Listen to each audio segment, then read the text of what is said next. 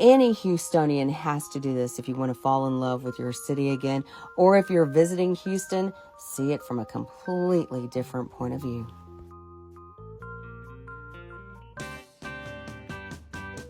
We get it almost every night, and when that moon gets big and bright, it's a supernatural delight. Everybody was dancing in the moonlight.